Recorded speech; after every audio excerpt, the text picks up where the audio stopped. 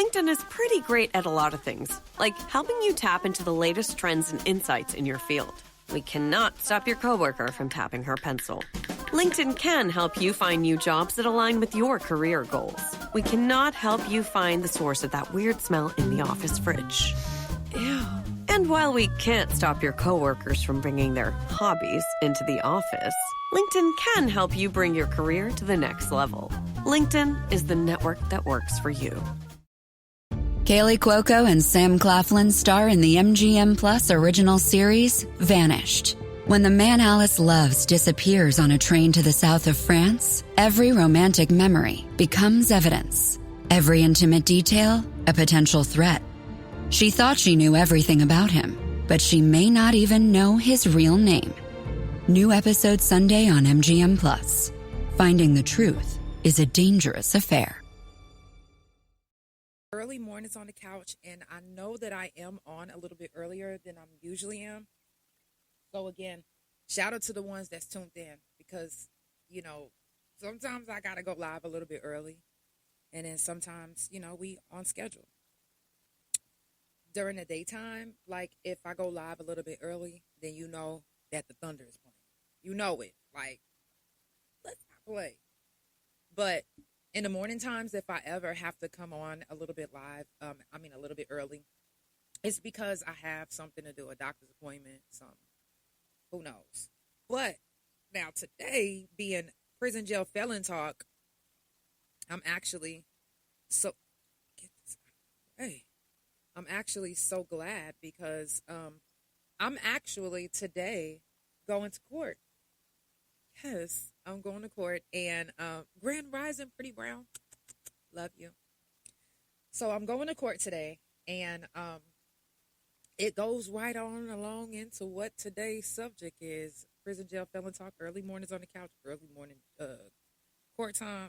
Let's get it. Okay. Before we go on, I do want to give a moment of silence for the ones who didn't make it here today. Some of us are missing people. Some of us have lost people recently, and some of us in the past. So let's give this moment to them, and whoever you lost, say their name in your head.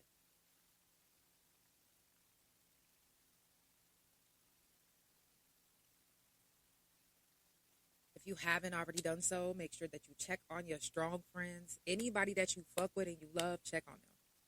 Check on them. Do a wellness check. And I will say this, because I said this last night. I'm not saying that if you never check on your friends that you're a bad friend. That's not what I'm saying. Please, let's not get that twisted, because not everybody is the type of person that is real sociable. And even if that means with their friends, sometimes, you know, our friends know that we love them and we give a fuck about them, but they know that we also not about to just be sitting up on the phone. We ain't about to be blowing them up. They know that. I'm saying for the ones who are that type of people, reach out to your friends, do your wellness check. Everybody that actually been watching the couch from the beginning, shout out to my couch potatoes. But I started my couch because I was held hostage in Baptist Integris Hospital in Oklahoma City for 10 days. 10 days. And I kept begging people that followed me on Facebook, at least, like anybody. I was just like, anybody, please, just like come sit up here with me, because they doing something to me. Like, please, I need a witness. Like, I need somebody to just, please. And maybe 2 people showed up. And I vowed, you know, after I got out, I said, you know what? I'm always going to talk about the corruption of, you know, these hospitals and these prisons and these everything. I'm always going to make sure. So when I started my couch, I didn't, and everybody's like, you know, I know you started it for your music. Never. I never started my podcast for my music. As a matter of fact, if you come to my couch, I don't even tell you that I do music. Grand Rising. I don't even tell you that I do music. You got to literally know, follow me, or actually be doing your research. I'm big on that. Because although I do play my music on the couch, it's not about my music. It's about spreading love. It's about, utilizing my journalistic skills. And whether that means sometimes being a journalist, it looks messy. Because guess what? Y'all lives is messy sometimes. And sometimes whenever your life is put on Front Street, yeah, it looks even messier because that's what the fuck you got going on. That's what you got going on. I'm just reporting it. I'm just doing my research. T-Baby, I love you. One of my favorite content creators on TikTok. So, I mean, but check on your people. So when I was in that hospital and I kept saying, hey, you know what, when I get out, I'm going to make sure that I do something that I can, anything. I didn't know at the time that it was going to be a podcast. I promise I didn't know anything about, I knew about podcasting, but mind you, after doing 9 years in prison, we more so into finding things out and learning stuff on our own. You know, even though, you know, things are right in front of our face, all we got to do is look. When you done so much time in prison, you don't too much want to ask somebody something that you don't know, you know, because, I mean, people will use anything against you these days. But coming out of prison, we automatically think everybody trying to come against us anyway. So, yeah, we're going to try to figure it out on our own. So, I had no clue for real on who was content creators. I didn't start learning about content creators and even the name until I started my podcast. I just knew that when I got out, I just wanted to do music. That's all I knew. All I knew that. I just, music. I didn't think nothing else would ever be happening. So when I was in the hospital, not only did they try different medications on me that wasn't even out. I don't know if y'all know how it feels to have something go in your system, foreign, and it's not even out, so you don't even know the side effects. You're the first person to give them the side effects, the data for it. And they do this to a lot of people, which is why I like to remind you guys to do your wellness check on your people that's in the hospital, because if you don't have somebody specifically sitting there with you, for real, it don't matter if you married, if your husband or wife is not sitting in there with you 24/7, 32/6, you are liable to, I mean, you in the hands of the nurses and the doctors and the them. And if you don't have somebody sitting up there like, hey, what's that? What'd you just give them? Then they gonna do whatever they want. They took my spinal fluid. And this is the thing, and people be like, well, what if they took your spinal fluid for the spinal tap? I thought that too. That's what they told me. That's what they were saying as they was doing it, because I was like, what the fuck? They had to relax me, because I was like, why are y'all back there? I'm telling you, like, I'm in pain. I can't even sit up. Like, why are you back there? Oh, we have to do this to figure out. And in my mind, I'm like, okay, well, maybe they right. But you couldn't have been right if you erase all my records. It's no record at all that you did a spinal tap at all. So then what did you do with my fluid? I needed that shit. I was already in pain, and you gonna take my motherfucking spinal fluid, bitch? And then they injected me with this thing. I don't even know what the fuck it was called, because they didn't tell me the name, and they didn't even give me the paperwork on it, but they injected me. And after they injected it, they rubbing down the spot, and they like, yeah, you'll never have kids again. I was like, huh? Like, mind you, I had a migraine for 3 weeks. That's why I was in the hospital in the first place. So I didn't know what was going on, but I ended up, obviously, I had a neck fusion. It was because I needed a neck fusion. But they didn't know, because they didn't want to do the work. They didn't give me a x-ray of my neck. I kept telling them it's my neck, my head. They didn't give me an x-ray. They didn't give me a CAT scan. And no, they didn't give me an MRI. But they gave me 7 CAT scans on my chest area, which it didn't show them nothing, because they needed an MRI, because they didn't even know that I needed my spine done. So I had a 360 spinal surgery shortly after. You know, so it's like, all the things that I went through in that hospital, there are absolutely no records of it. All I have is my memories, my pictures, my videos that I took, the videos that my wife took, and the memories from my wife. I don't have nothing to help me fight it. So that's why you need to be there for your people that are in the hospitals. If you have time, please do your wellness check and physically look them in their eyes. Don't just get on the phone like, you okay? No, look them in their eyes like, hey, you good? Have they done anything to you? No, really.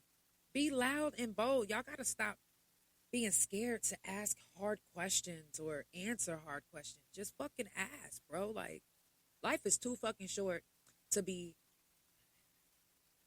And then you like, huh? By the time you figure out what they said, everybody that you trying to hide what you saying from done already fucking heard. So you might as well say it good and loud the first fucking time. Because, bitch, I don't have nothing to hide. And we ain't finna, You did me dirty. Let's get that straight. Baptist Integris Hospital might not have made everybody feel like that. They might not have did everybody like that, but you also got to realize that they don't do it to everyone, and they don't do it to every color. They might do it to that color if that's all they got, and they know they ain't got nobody.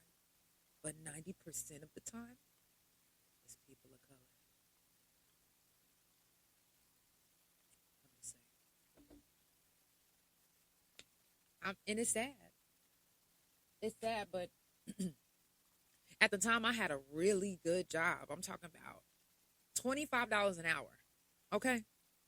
And I loved my job. I wasn't the type of person that, and matter of fact, let me tell y'all something about me.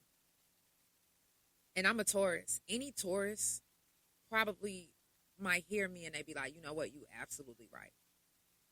One thing about me is I love to work.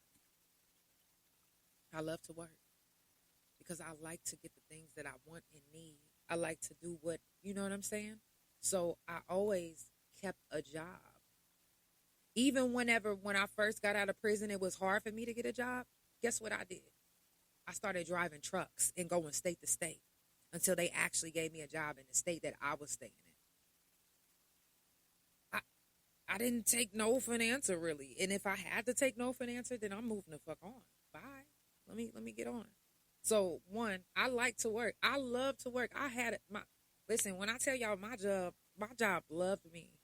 Like, to this day, if I was better, I probably could go back. But the way of my injuries, I won't never get to go back to work ever. And I want to. Well, I wanted to. But you don't think that as a person of color, we want to be saying something different than, well, statistics say that, it's us that this happens to, or it's us that, you think we don't want to keep saying, we don't, trust me. That's the last thing that we want to fucking say. But the truth fucking hurts. The truth irritates people. The truth pisses people off, and people will literally do anything they can except admit the truth. And I brought up my job because I literally didn't know exactly what was going on because I was taking the word of these doctors. So I didn't know what to tell my boss except, hey, I'm hurting. I can't really make it in today. It got to a point where she thought I was lying. She told me, actually, I was a liar. She told me that it's no way these prestigious hospitals, it's no way that these doctors who went to school for this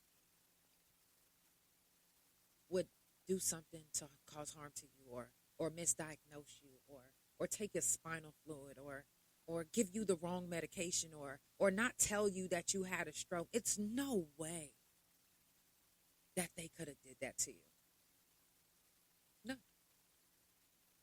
And I said, well, Kim, you do know you're white, right? It's probably no way for you. But for me, this is what the fuck I'm going through right now. So are you telling me that what I'm going through isn't real? That I'm lying? Oh, no. No, I'm asking. No, because I want to know. Are you calling me a liar? If so, that lets me know if I'm going back to work or not. She couldn't answer me. And we ended up, well, I ended up hanging up. Okay, Kim, you have a good day. Click. I hung up. Within the week of that happening, she sent me 2 dozen roses, some merchandise, and really trying to apologize, because I'm sure that after she got to thinking about it, come on, let's be for real. Again, and happy Black History Month. We don't want to say the reason why this is happening is because we're Black or because we're a person of color. But that is what the fuck it is, sadly. So I urge you, do your wellness check on anybody that you know that's in a hospital. Grand Rising Denise, I love you. On anybody that's in a hospital. If you can take time out of your day and sit up there with them, that way you can do the look in yourself. Please, it'll save somebody's life. It can save somebody's organs. It can save somebody's everything. I don't know how many stories I got in the past 2 weeks. Not even when I first started the podcast and I had been talking about this, which I'm not tripping. I want y'all to catch on whenever you catch on. Because at the end of the day, whenever you brave enough to talk about it, sometimes it might not even be the same month or same year that it happened. It might be 6 years later. That's why a lot of times people be like, oh, well, why didn't they tell whenever it first happened? Because a lot of times people have to get over the trauma from what the fuck is happening. My friend must be here already. You got to understand that any type of trauma that is caused from anything that you go through, it won't be so easy to talk about right away.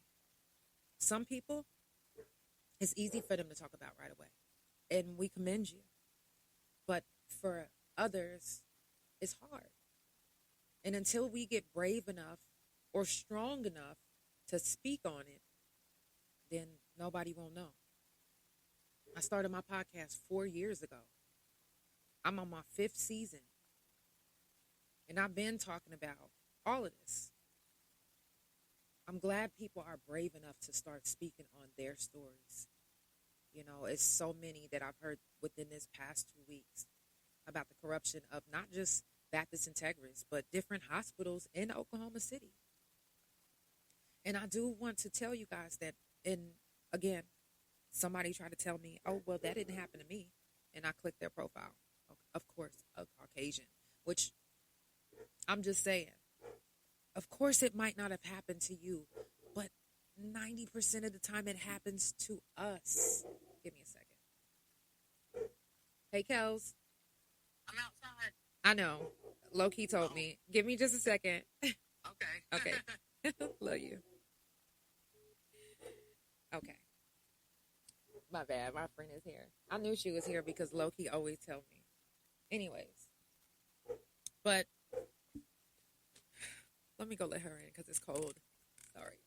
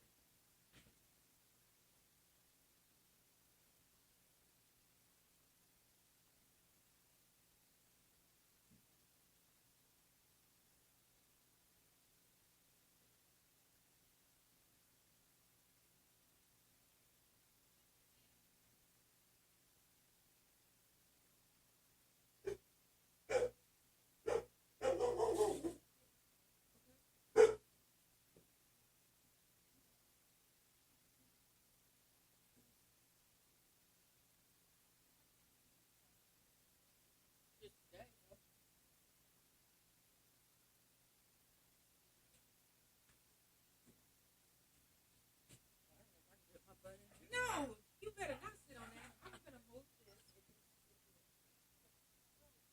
I'm gonna say, of course.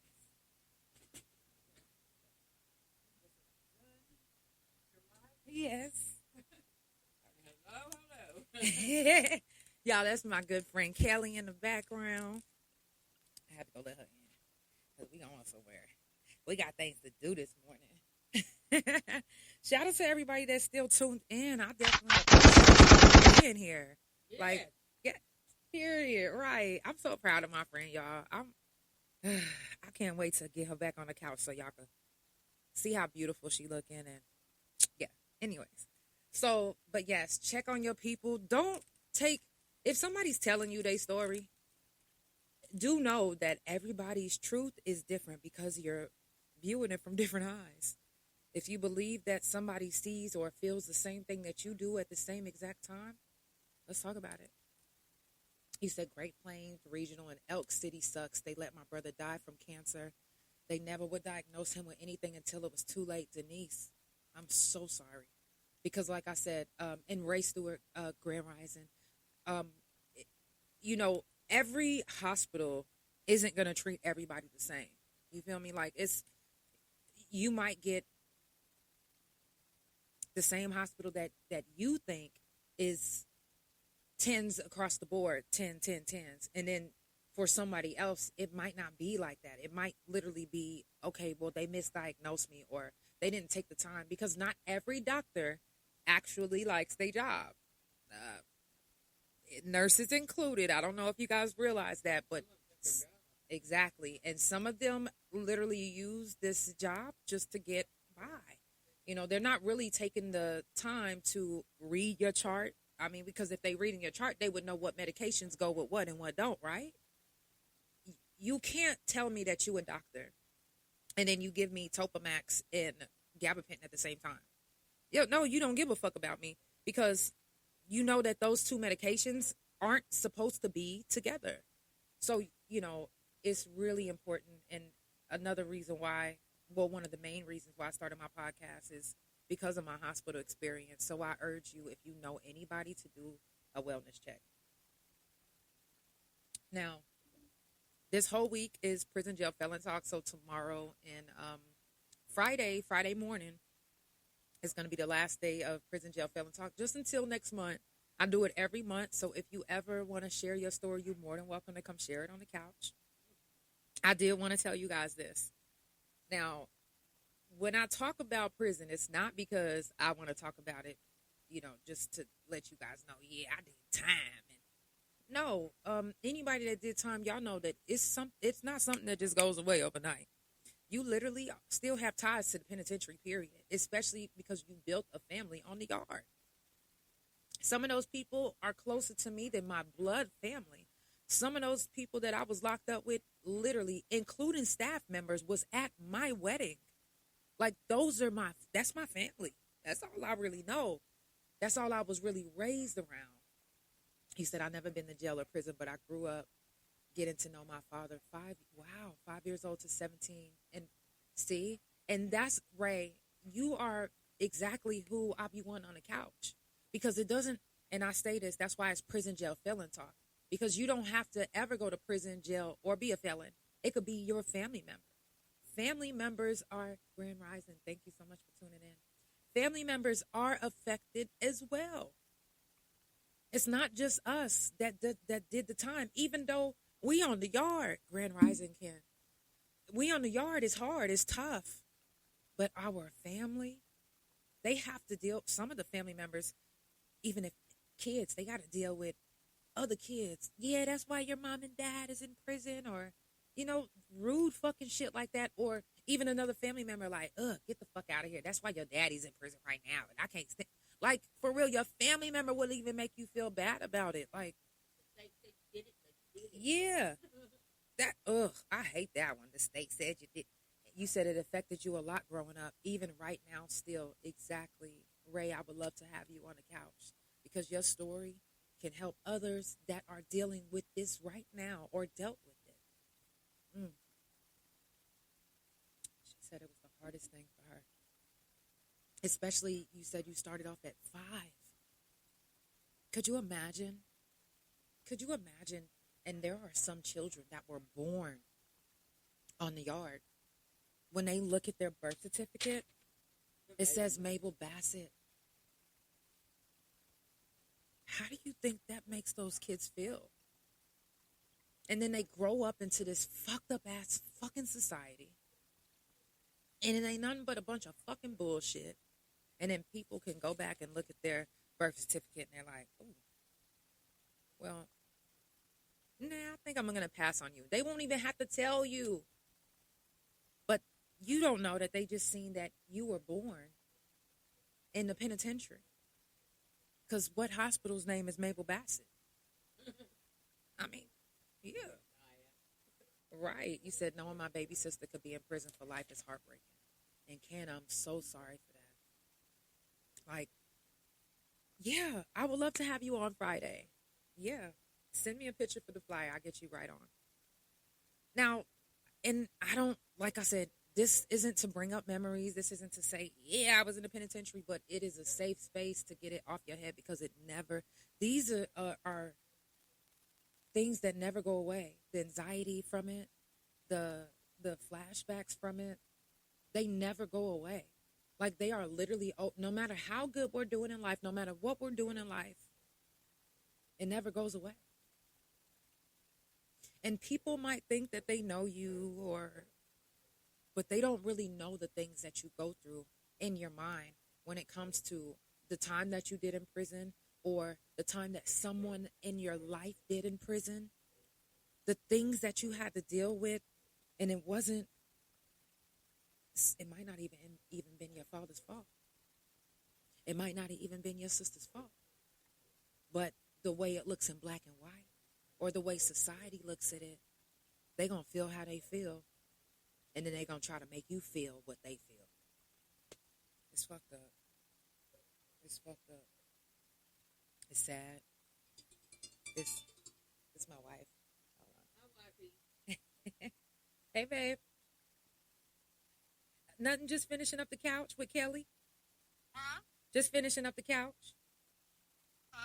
So you're done with the couch, right? Nope, I'm still on. Oh, my God, I'm so sorry. It's okay. Damn. Okay, y'all come pick me up as soon as you're done. Okay, love you. All right, later. Later. Okay. Ken, I'm back. My bad.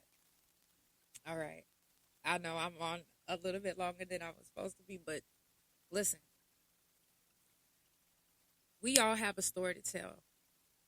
Don't be afraid to tell your story because it might not seem like the other person's, or it might not seem like somebody's going to connect. It's not about everyone connecting. It's about who's supposed to connect is going to connect. Trust me. Trust me. Everybody in this world might not get you, but if one or two people do, I'm telling you, you winning. You winning. Just now tuning in, it's the Couch Chronicles where it ain't no fucking limits. Of course, I do this every Monday, Tuesday, Thursday from 8 Central Time, and every Wednesday and Friday from 9:30 a.m. Central Time.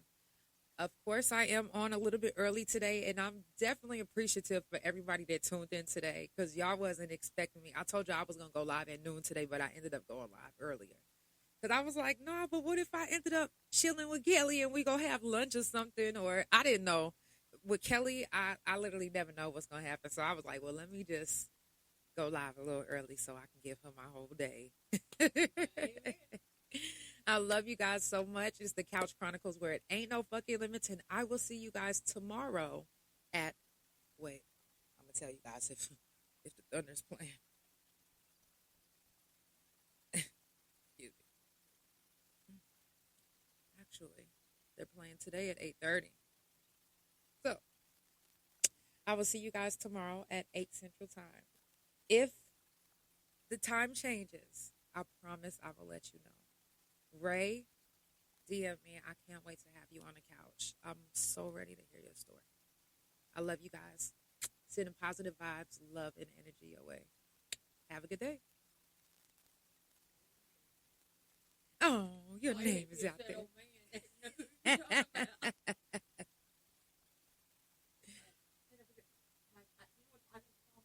What?